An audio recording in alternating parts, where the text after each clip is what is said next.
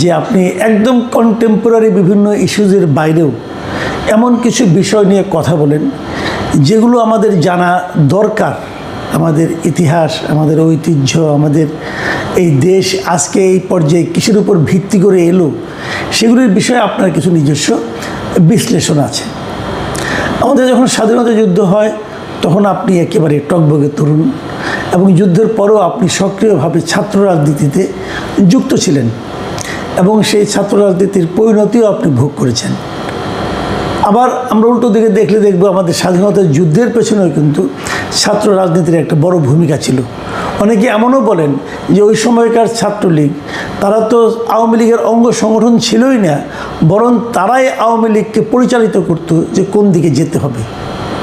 তো এইরকম একটা অভিজ্ঞতা সম্পন্ন ব্যক্তি হিসাবে আপনার কাছে আমার প্রশ্ন, ইদানিং আমরা ছাত্র রাজনীতির যে চেহারা দেখছি, যে একটা শব্দ গুপ্ত কেন বসানো হলো, গুপ্ত রাজনীতি বন্ধ, এটাকে কেন্দ্র করে কেউ মান অভিমান করেন, কেউ মারামারি করেন, কেউ উত্তেজিত হন।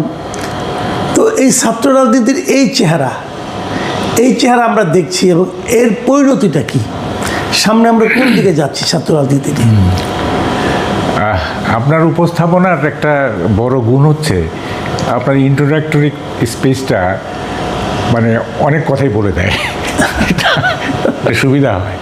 যেমন আপনি বললেন যে আমাদের স্বাধীনতা সংগ্রামের ছাত্রদের ভূমিকা, আমি আসতেছি বিষয়টা।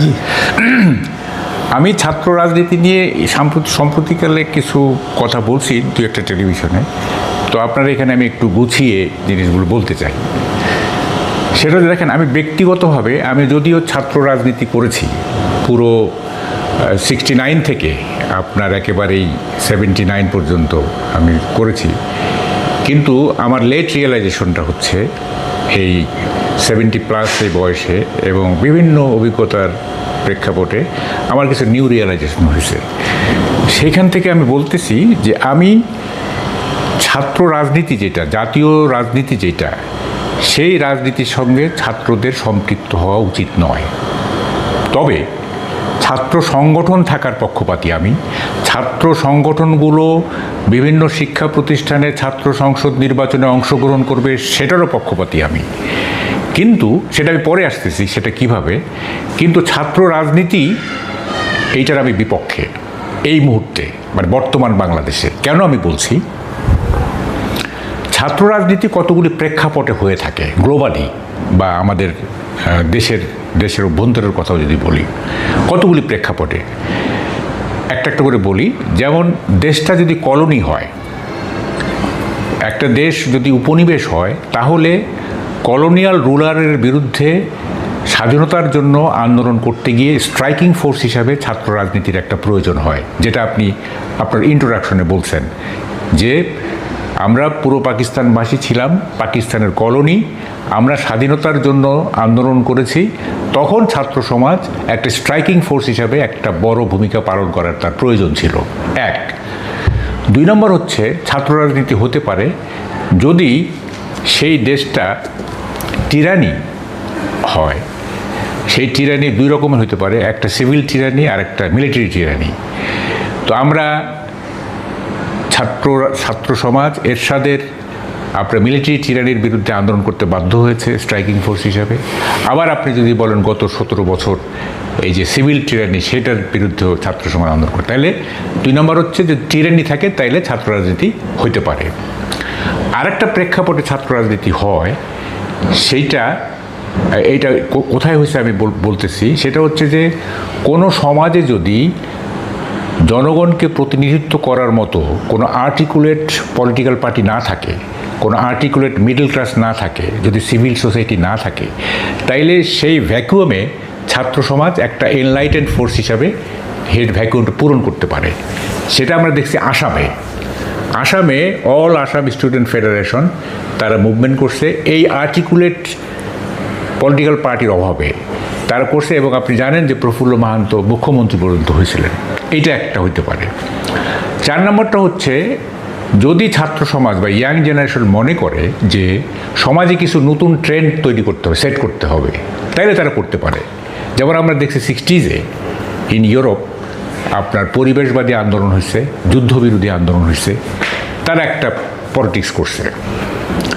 আরেকটা প্রেক্ষাপটে হইতে পারে, সেটা হচ্ছে যদি কোনো সরকার আপনার মনে করে, যদি কোনো সরকার যদি ছাত্র সমাজের উপরে বা ইয়াং জেনারেশনের উপর এমন কিছু চাপিয়ে দিতে চায় যেটা ছাত্র সমাজ গ্রহণ করতে নারাজ, সেক্ষেত্রে তারা রিভল্ট করতে পারে। যেমন আমরা কোরিয়াতে দেখছি যে কনস্ক্রিপশন, অর্থাৎ বাধ্যতামূলক আন্ডার কম্পালশন মিলিটারিতে যেতে হবে, হ্যাঁ, মানে সামরিক বাহিনীতে যেতে হবে। তো ছাত্র সমাজ বলছে না, এটা আন্ডার কম্পালশন হবে কেন, এটা অপশনাল হইতে হবে। তারা আন্দোলন করছে, ইভেন জার্মানিতেও তাই হয়েছিল। তো এই যে প্রেক্ষাপটগুলো না, এই প্রেক্ষাপটগুলোতে ছাত্র রাজনীতি করা যায় বা কখনো কখনো অনিবার্য হয়ে পড়ে। যেমন আমরা কলোনিয়াল রুলের বিরুদ্ধে, টিরানির বিরুদ্ধে আন্দোলন করছি ইত্যাদি। কিন্তু দেখেন, এখন এটা আমরা কলোনি না, এটা একটা সভরেন কান্ট্রি। এইখানে এই মুহূর্তে কোনো টিরানি নাই, কোনো স্বৈরশাসন নাই। 3 নম্বর হচ্ছে কোনো ভ্যাকিউম নাই। এখানে পলিটিক্যাল পার্টি আছে, সিভিল সোসাইটি আছে, তারপরে আপনার এখানে একটা অ্যাক্টিভ, মানে সিনিয়রদের একটা অ্যাক্টিভ মুভমেন্ট আছে, হ্যাঁ। ফলে এখানে কোনো ভ্যাকিউম নাই। 4 নম্বর, আমাদের ছাত্র সমাজ কোনো নতুন ট্রেন্ড সেট করতেও তাদেরকে দেখা যাচ্ছে না যে আমরা এই ট্রেন্ডটা সেট করতে চাই। 5 নম্বর হচ্ছে কোনো কম্পালশন নাই ছাত্রদের উপরে, কোনো কনস্ক্রিপশন নাই, কোনো কিছু নাই। সো এখানে না যুদ্ধবিগ্রহ, না মানে কি বলে যে কলোনি, না স্বৈরতন্ত্র, তো পলিটিক্যাল পার্টি, তাইলে এখানে ছাত্র রাজনীতির প্রয়োজনটা কেন? এইটা আমার একটা মৌলিক প্রশ্ন। এখন ছাত্র রাজনীতি এই মুহূর্তে প্রয়োজন নাই, তবে ছাত্র সংগঠনের প্রয়োজন আছে। সেটা কীরকম আমি বলি, সেটা হচ্ছে পৃথিবীর অনেক দেশই আছে, প্রায় সব দেশই আছে, ছাত্র সমাজের ওয়েলফেয়ারের জন্য, ছাত্র সমাজের কল্যাণের জন্য ছাত্রদের প্রতিনিধিত্বমূলক ফোরাম থাকে, ছাত্রদের প্রতিনিধিত্বমূলক সংগঠন থাকে। তারা নির্বাচনও করে সেই প্রতিষ্ঠানে, এবং ইলেকটেড বডি হিসাবে তারা লেজিটিমেট অথরিটি হিসেবে ছাত্রদের সমস্যা, সেই সমস্যা আপনার অথরিটির সাথে বার্গেইন করে ছাত্র সমাজের সমস্যাগুলো তারা সমাধান করে এই ইলেকটেড বডি। এবং সেই অর্থে স্টুডেন্টের ওয়েলফেয়ারের জন্য ছাত্র সংগঠন থাকা উচিত। এবং এই ছাত্র সংগঠনের, বাংলাদেশের প্রেক্ষাপটে এই ছাত্র সংগঠনের আরও কিছু দায়িত্ব আছে যেগুলি অ্যাপলিটিক্যাল। যেমন ধরেন, ছাত্র সমাজের কালচারাল স্ট্যান্ডার্ড বাড়ানোর জন্য, ছাত্র সমাজকে ভবিষ্যতের উপযুক্ত নাগরিক এবং নেতৃত্ব হিসেবে গড়ে তোলার জন্য এই সংগঠনগুলির মধ্যে কিছু তৎপরতা চালু রাখা দরকার। সেটা কীরকম?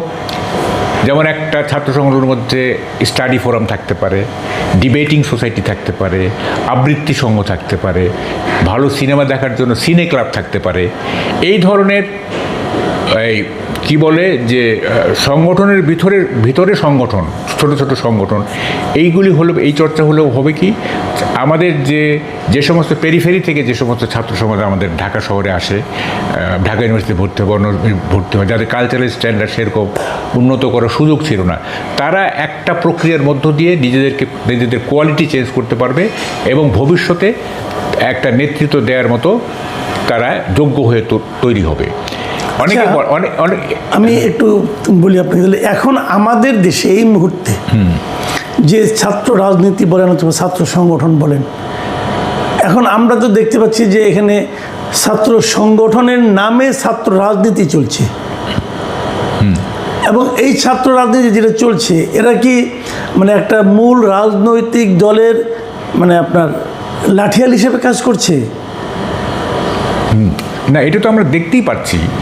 আপনি যেটা বললেন আপনার ইন্ট্রোডাকশনে, যে স্বাধীনতা পূর্বকালে ছাত্রলীগ আওয়ামী লীগের কোনো অঙ্গ সংগঠন হিসেবে তারা ওইভাবে কাজ করতো, বরং ছাত্রলীগ তার প্যারেন্ট অর্গানাইজেশনকে ডিকটেট করতো মাঝে মাঝে, এইভাবে যেতে হবে, এইভাবে যেমন ধরেন 2রা অক্টোবরের যে স্বাধীনতার পতাকা উত্তোলন, এটা তো আওয়ামী লীগ বলে দেয়নি, তাই না? এইটা ডাকসুর ভিপি হিসেবে আপনার আসম রব সেটা নিজেই করছে বা ছাত্র সমাজ করছে।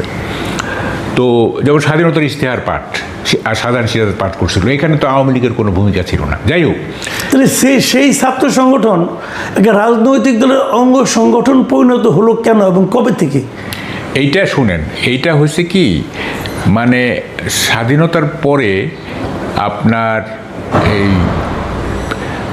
রাজনীতিটা এত হয়ে গেছিলো, আপনার সাংঘর্ষিক হয়ে গেছিলো, এত বেশি পারস্পরিক অ্যান্টাগনিস্টিক হয়ে গেছিলো যে আপনার স্ট্রাইকিং ফোর্স হিসাবে ইয়াং জেনারেশনকে দরকার পড়ছে সরকারের। ঠিক আছে, আপনার একটা কথা মনে আছে নিশ্চয়ই, যে এটা মিসেস জিয়ার, আমি তাকে রেসপেক্ট করি, কিন্তু তার একটা কথা আমার কানে বাজে। উনি বলছিলেন যে আওয়ামী লীগকে দমন করতে গেলে আমার ছাত্র দলই যথেষ্ট। I remember. তার মানে কি, আপনি অ্যাটিচিউডটা দেখেন। হ্যাঁ, অ্যাটিচিউডটা হচ্ছে যে ছাত্র দল একটা বড় স্ট্রাইকিং ফোর্স বিএনপি। ঠিক আছে, আচ্ছা আমি ওই কথাটাকে শেষ করে নেই। এই যে অনেকে বলে যে তাইলে ভবিষ্যৎ রাজনৈতিক নেতৃত্ব তৈরি হবে কিভাবে, সাপ্লাই লাইন যদি বন্ধ হয়ে যায়, তাই না? এটা ঠিক না। দেখেন, ইন্ডিয়াতে একটা প্রোগ্রাম আমি খুব এনজয় করতাম, ইউজিসি করতো, এটা ইউনিভার্সিটি গ্র্যান্ড কমিশন। সেটা করতে কি, আপনার ছাত্রদের জন্য একটা ডামি পার্লামেন্ট হতো, সেখানে অভিনয় করা হতো যে একটা পার্লামেন্টে আপনার স্পিকার আছে, লিডার অফ দি হাউস আছে, লিডার অফ দি অপোজিশন আছে, তারা কিভাবে বিল তুলতে হয়, কিভাবে পয়েন্ট অফ অর্ডারে কথা বলতে হয়, কীভাবে কী করতে, এই যেহেতু পার্লামেন্টারি পলিটিক্স ইন্ডিয়াতে, শুধু পার্লামেন্টারি পলিটিক্সের যে প্রসিডিউর সেইটা অভিনয় করে করতে হইতো। তখন তারা ওই অভিনয়ের মধ্যে তারা ইকুইপড হইতো, হ্যাঁ, যাতে যে সমস্ত ছাত্রছাত্রী ভবিষ্যতে রাজনীতি করতে ইচ্ছুক তারা যেন রেডি হয়ে সেখানে যেতে পারে, তারা প্রস্তুত হয়ে সেখানে যেতে পারে। শুধু একটা প্রক্রিয়া চালু আছে।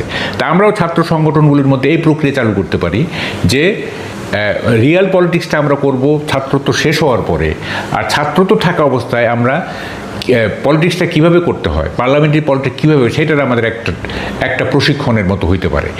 সেটাও কিন্তু এক ধরনের পলিটিক্স। হ্যাঁ, কিন্তু এমনিতে আমাদের দেশে এখন যে রাজনৈতিক নেতৃবৃন্দ আমরা দেখতে পাই, বিভিন্ন দলের কথা আমি বলছি, এদের মধ্যে আপনি তো সবাইকে মোটামুটি দেখেন, আপনার কি মনে হয় এরা কি সবাই ছাত্র রাজনীতির মাধ্যমে রাজনীতি শিখে তারপর রাজনীতি করতে আসছেন?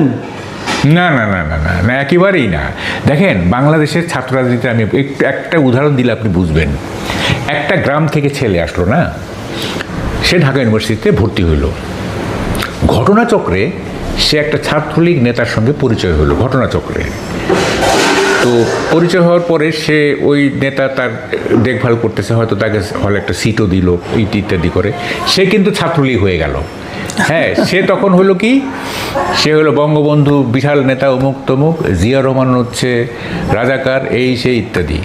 ওই ছেলেটাই যদি ঘটনাচক্রে একটা ছাত্র দলের সঙ্গে পরিচিত হইতো, ঘটনাচক্রে, তাইলে হয়তো কি ওই ছাত্র নেতা তাকে একটা সিট দিত বা করতো, তখন বঙ্গবন্ধু হয়ে যেত বিশ্বাসঘাতক, বঙ্গবন্ধু হয়ে যেত হইতো, এবং জিয়া রহমান হচ্ছে সব। এই যে ঘটনাচক্রে আদর্শ নির্মিত হচ্ছে, ঘটনাচক্রে, হ্যাঁ, সে তো বুঝে ওইটা করতেছে না। সে যদি এমন হইতো যে না, সে আওয়ামী লীগের আদর্শ বুঝে ছাত্রলীগ করতেছে, সেটা তো বিষয়টা এরকম না। সে কোইন্সিডেন্টালি একটা ছাত্রলীগ নেতার সাথে তার ঘনিষ্ঠতা হয়েছে কারণে সে ছাত্রলীগ, বা ছাত্র দলের সাথে হয়েছে ছাত্রলীগ। এখানে আদর্শের কোনো ব্যাপার নাই, আদর্শটা পরে ঠিক হয়, বুঝছেন? আচ্ছা, আরেকটা জিনিস আপনি আমাকে বলেন, এই যে ছাত্র রাজনীতির সঙ্গে এখন নতুন করে আরেকটা উপসর্গ আমরা দেখতে পাচ্ছি, সেটা হলো শিক্ষক রাজনীতি। আমার কেন যেন মনে হয় এখন যে শিক্ষক রাজনীতিটা বোধহয় আরও বেশি এই পরিবেশটাকে কলুষিত করছে, এটা আমার অপিনিয়ন। আপনার কি মনে হয়? হ্যাঁ, অ্যাবসুলুটলি, অ্যাবসুলুটলি। দেখেন, অনেকে ঢাকা ইউনিভার্সিটির কথা বলি আমি, অনেকে বলে না এটা প্রাচ্যের অক্সফোর্ড, কী কী জানি বলে আর কি। হ্যাঁ, তো মানে ঢাকা ইউনিভার্সিটি র্যাঙ্কিংয়ে আপনি দেখবেন এইটা কোথাও নাই, বুঝছেন, কোনো ভালো র্যাঙ্কিংয়ে নাই। কারণটা কি? এখানে কোনো গবেষণা হয় না, এখানে কোনো মানে ইনোভেশন নাই, এটা কোনো নতুন সভ্যতাকে নতুন কিছু দিতে পারছে না। এই ইউনিভার্সিটির কোনো প্রফেসরের কোনো পেপার, থিসিস পেপার ইন্টারন্যাশনালি গ্রাহ্য হচ্ছে না, হচ্ছে না। কেন এটা কেন হচ্ছে না? হচ্ছে কারণ হচ্ছে যে শিক্ষকরা আপনার তার একাডেমিক যে দায়িত্ব, সে একাডেমিক দায়িত্ব না পালন করে তারা মানে কি বলে, সরকারের মনোরঞ্জন করতে ব্যস্ত এক দল, আর এক দল মানে পরবর্তী সরকার যারা আসবে তাদের যখন তারা মনোরঞ্জন করবে সেই গ্রাউন্ডটা তৈরি করার জন্য ব্যস্ত, বুঝছেন? এই যে কিন্তু আপনি এই যে মনোরঞ্জনের কথা বলছেন, যে শিক্ষকরা সরকারের মনোরঞ্জন করতে ব্যস্ত, নিজে কিছু প্রশাসনিক সুযোগ সুবিধা পাওয়ার জন্য হয়তো হলো মনোরঞ্জন ঠিকঠাক মতো করতে পারলে ভিসি হওয়া যাবে, প্রক্টর হওয়া যাবে, অথবা প্রো ভিসি হওয়া যাবে, রেজিস্ট্রার হওয়া যাবে, এই ধরনের কিছু ঘটনা থাকে। কিন্তু আমার প্রশ্ন হলো যে সরকারই বা কেন শিক্ষকদের কাছ থেকে এই আনুগত্যটা চাচ্ছে? না, শুনেন, শুধু শিক্ষক কেন, প্রত্যেকটা সরকারের আমরা দেখতে পারতেছি দেশের সবগুলি প্রতিষ্ঠান, সবগুলি সংস্থাকে পলিটিসাইজ করার একটা টেন্ডেন্সি, মানে রাজনীতিকরণ। হ্যাঁ, তারা মনে করে যে আমার দলীয় রাজনীতিতে যদি তারা উদ্বুদ্ধ হয় বা তারা থাকে, তাইলে আমার শাসন করতে সুবিধা হবে, আমার শাসন প্রলং করতে সুবিধা হবে। হ্যাঁ, ফলে তারা বিভিন্ন টুলস, প্রত্যেকটা সংস্থা থেকে, প্রত্যেকটা প্রতিষ্ঠান থেকে তারা কিছু টুলস নিজের আয়ত্তে রাখতে চায়। হ্যাঁ, ফলে এইটা ভাইস ভার্সা, সরকারও চাচ্ছে যে শিক্ষকদের মধ্য থেকে এমন কিছু আমার সঙ্গে থাকুক, হ্যাঁ, যাতে আমাদের গ্রহণযোগ্যতা বাড়ে। আবার শিক্ষকরাও চাচ্ছে যে সরকারের সঙ্গে এক ধরনের অ্যালায়েন্স করে আমি সুযোগ সুবিধা, পদোন্নতি, পিসি, ওই যে আপনি যেটা বললেন, তারপর প্রশাসনিক সুযোগ সুবিধা। ফলে এইখানে শুনেন, বাংলাদেশে জ্ঞান চর্চার বিষয়টা গৌণ হয়ে গেছে। বাংলাদেশে হচ্ছে আপনার বৈষয়িক স্বার্থটা হচ্ছে প্রাইমারি, জ্ঞান হচ্ছে সেকেন্ডারি। ঠিক আছে, আপনি জ্ঞান হইলে না হইলে নাই, কিন্তু আপনার এইটা হইতে হবে। তো ফলে এই চক্রে পড়ে গেছে বাংলাদেশের শিক্ষক সমাজ, ছাত্র সমাজ। এখন যদি আপনি মানে এই ছাত্র রাজনীতি বন্ধের কথা বলেন, যেমন আমরা বলি আপনাকে জুলাই আন্দোলনের সময় যেমন যে ঘটনাটা চট্টগ্রামে হলো, চট্টগ্রাম সিটি কলেজে, ওখানে যেটা হলো যে ওখানে একটা দেয়াল লেখার আগে থেকেই ছিল যে ছাত্র রাজনীতি ও ছাত্রলীগ এই ক্যাম্পাসে নিষিদ্ধ। তার মানে কি, ছাত্র রাজনীতি ক্যাম্পাসে চলবে না, এ ধরনের একটা চিন্তা কিন্তু ছাত্রদের মধ্যে, যারা আন্দোলনে ছিল তাদের মধ্যে কাজ করছিল। কিন্তু সেই চিন্তাটা আন্দোলনের শেষে আর থাকলো না কেন? প্রত্যেকটা শিক্ষা প্রতিষ্ঠানে এখন ছাত্র সংগঠন আছে, ছাত্র রাজনীতিও চলছে। আবার পাশাপাশি দেখেন, এগুলো চলছে কেবল পাবলিক এডুকেশনাল ইনস্টিটিউশনগুলোতে, প্রাইভেটগুলোতে কিন্তু চলে না। প্রাইভেট স্কুল, কলেজ অথবা প্রাইভেট ইউনিভার্সিটি, সেখানে কিন্তু আমরা ছাত্র রাজনীতি দেখছি না। কিন্তু আমাদের জুলাই আন্দোলনে এই প্রাইভেট ইউনিভার্সিটিগুলো কিন্তু ভালো ভূমিকা রেখেছে। তার মানে জাতির প্রয়োজনে ছাত্রদের যখন মাঠে নামার প্রয়োজন হয়, তখন কিন্তু ছাত্র রাজনীতি ওখানে থাকা না থাকাটা কোনো কিছু কিন্তু বিশেষ কোনো পার্থক্য কিন্তু করে না। এখানে আমি একটু সাইকোলজিক্যাল ব্যাপার আছে।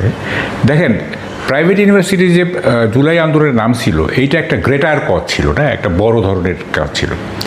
তারপরে যখন আন্দোলন শেষ হয়ে গেল, তারা কিন্তু ফিরে গেল। রাইট। তার পাবলিক ইউনিভার্সিটিগুলো কেন থাকলো? সেটা হচ্ছে প্রাইভেট ইউনিভার্সিটির ছাত্র সমাজ একটা এলিট শ্রেণী থেকে আসছে, ম্যাক্সিমাম আর কি, একটা এলিট শ্রেণী, একটা পশ শ্রেণী, একটা ধনিক শ্রেণী ওখানে আছে। আর আমাদের পাবলিক ইউনিভার্সিটিগুলিতে ছাত্রছাত্রী যারা, তারা ম্যাক্সিমামই হচ্ছে আপনার পেরিফেরি থেকে আসা, তারা বিভিন্ন দেশের প্রত্যন্ত থাকা। তো এখানে একটা সূক্ষ্ম সাইকোলজি আছে, সেটা হচ্ছে যে এই পাবলিক ইউনিভার্সিটির ছাত্রছাত্রীদের মধ্যে ডিস্যাটিসফ্যাকশন বলে কিছু নাই। আর বাইরে থেকে যারা আসছে তারা কিন্তু ডিস্যাটিসফাইড, আর্থিকভাবে ডিস্যাটিসফাইড, তারা ডিপ্রাইভড মনে করে নিজেদেরকে। যাদের মধ্যে সেন্স অফ ডিপ্রাইভেশন আছে, তাদের মধ্যে কিন্তু ওই পরিস্থিতি থেকে উত্তরণের জন্য একটা চেষ্টা থাকবে। তারা মনে করতেছে আমরা যে ডিপ্রাইভড, আমরা যে বঞ্চিত, আমাদের যে আর্থিক যে আমাদের অসঙ্গতি, এইটা আন্দোলনের মধ্য দিয়ে যদি আমরা ক্ষমতায় যেতে পারি, অথবা যদি আমরা একটা জায়গায়, তাহলে আমাদের এই ডিস্যাটিসফ্যাকশনটা আমাদের দূর হবে। ফলে তারা কিন্তু আসে। আর পাবলিক ইউনিভার্সিটির ছাত্রছাত্রী কিন্তু ওই সমস্যা নাই, হ্যাঁ, যে তাদের কোনো ডিস্যাটিসফ্যাকশন নাই আর্থিক অথবা আদারওয়াইজ। হ্যাঁ, ফলে এই জায়গাটা কিন্তু একটা বড় ব্যাপার আছে। কিন্তু এখানে আবার বিপরীতে কিন্তু আরেকটা ব্যাপার আছে।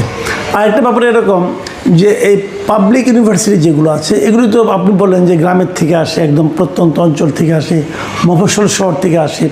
তার মানে তাদেরকে নিয়ে কিন্তু তাদের বাবা মার একটা বিশাল প্রত্যাশা থাকে এবং প্রত্যাশাটা এমনও হয় অনেক সময় যে বাবা মা তার সহায় সম্পত্তি বিক্রি করে সন্তানকে ঢাকায় পাঠায়, তার মানে এটা তার কাছে একটা ইনভেস্টমেন্ট। এখন যদি এই ইনভেস্টমেন্ট ফেল করে তাহলে পুরো পরিবার কিন্তু ফেল করে। এটা কিন্তু প্রাইভেট ইউনিভার্সিটিতে নাই। না না, ওখানে ফেল করলে পুরো পরিবার তাকে অল্টারনেটিভ একটা পথ দেখাতে পারে, কিন্তু এখানে কিন্তু সেই সুযোগও থাকে না। তো এইখানে স্টুডেন্টদের মধ্যে সেই চিন্তাটা কাজ করে না কেন, বাবা মার সেই প্রত্যাশা সেই চিন্তাটা কাজ করে না কেন, অথবা রাষ্ট্র কেন সেই ধরনের একটা পরিবেশ ক্রিয়েট করে না যে বাবা মাকে যেন সেরকম হতাশ না হতে হয়? না, এই যে আপনি বললেন না, এই যে মানে ডিউটিস টু প্যারেন্টস বা ডিউটিস টু ফ্যামিলি, এইটা কিন্তু আপনার সবার মধ্যে কাজ করে না, নানা কারণে করে না। আবার যখন একটা ছাত্র হঠাৎ করে একটা গ্রাম থেকে ঢাকা ইউনিভার্সিটির মতো একটা ক্যাম্পাসে চলে আসলো, he gets a new association, তার একটা নতুন জগৎ তৈরি হয়, তার একটা নতুন এরিনা তৈরি হয়, একটা দিগন্ত তৈরি হয়। তখন হয় কি, তার যে ওই যে আমার বাবা কি কষ্ট করছে, আমার বাবা মানে কি আর্থিক টানাপোড়েনের মধ্য দিয়ে আমাকে পড়াচ্ছে, এইটা কিন্তু খুব বেশি ভাবার সুযোগ তৈরি হয় না। হ্যাঁ, এবং কোনো কোনো ক্ষেত্রে দেখবেন এরা টিউশনি করে বাবার কষ্টটা লাঘব করার চেষ্টা করে, টিউশনি করে তারা খরচ নির্বাহ করতে চায়। মানে আমি একটা বড় কিছু হয়ে বাবার স্বপ্ন পূরণ করব, এই বোধটা বোধহয় থাকে না, এই বোধটা থাকে না। তখন ইমিডিয়েটলি কি হচ্ছে, হ্যাঁ, আমি যে অ্যাসোসিয়েশনের মধ্যে আছি তারা কি করছে, হ্যাঁ, এবং ওই হয় না, এটা গ্যাংড আপ হয়ে যায় জিনিসটা। হ্যাঁ, তো ফলে ওই আর সরকার এইটা তো শুনেন, এটা তো আর কল্যাণ রাষ্ট্র না, এটা ওয়েলফেয়ার স্টেট না, এটা একটা বিনেভোলেন্ট স্টেট না। আপনি সরকারের কাছে কেন আশা করেন? হ্যাঁ, এইটা সরকারের চরিত্র যতক্ষণ পর্যন্ত না পাল্টাবে, হ্যাঁ, বা রাষ্ট্রের চরিত্র যতক্ষণ পর্যন্ত না পাল্টাবে, ততক্ষণ তো এগুলি আশা করা ঠিক না। আপনার বাধ্যতামূলক জিনিসগুলি করা হচ্ছে না, আর সেখানে আপনার এটা কী বলে অপশনাল, ভলেন্টারি করবে, সেটা আপনি আশা করেন কেন? আন্ডার কম্পালশন যেগুলো সেটি তো করা হচ্ছে না, তাই না? আপনি এর মধ্যে নিশ্চয়ই দেখেছেন যে আমাদের মতো একটা আন্দোলন হয়েছিল নেপালে, এবং নেপাল আমাদেরকে ফলো করতে করতে এখন দেখি যে তারা অন্যরকম কিছু সিদ্ধান্ত নিচ্ছে। নেপালে কিন্তু নতুন সরকার দায়িত্ব নেওয়ার পরেই তারা কিন্তু সারা দেশের সকল স্তরে ছাত্র রাজনীতি বন্ধ করে দিয়েছে। তো আপনার কি মনে হয় তারা শেষ পর্যন্ত সফল হতে পারবে নেপালে? হ্যাঁ, আমার মনে হয় পারবে। দেখেন, নেপালের জেনজির সাথে বাংলাদেশের জেনজিদের একটা পার্থক্য আছে। আমরা যেভাবে বলি না যে জেনজি ইজ এ ফিলসফি, হ্যাঁ, যে আমরা নিজেদের মতো করে একটা তৈরি করছি যে জেনজি মানেই হচ্ছে এই, সেটা কিন্তু না, এটা কিন্তু কান্ট্রি টু কান্ট্রি ভ্যারি করে। এবং আমাদের জেনজির মধ্যে কিন্তু পরস্পর বিরোধী এলিমেন্ট আছে। একটা আপনার প্রাইভেট ইউনিভার্সিটির একটা জেনজির সাথে বা একটা ইংলিশ মিডিয়াম কলেজের জেনজির সাথে একটা রিমোট এলাকার একটা যে ছাত্র, তার কিন্তু আকাঙ্ক্ষা, তার সাইকোলজি, তার সব কিছুর কিন্তু একটা মেজর পার্থক্য আছে। সুতরাং as a whole Gen Z is a philosophy, এটা কিন্তু ঠিক না। তো নেপালের ক্ষেত্রে কিন্তু আছে, নেপালের জেনজিরা কিন্তু মোটামুটি হোমোজিনাস, হ্যাঁ, তারা একটা কি বলে একরূপীয়। হ্যাঁ, আমাদের এখানে ভ্যারিয়েশন আছে।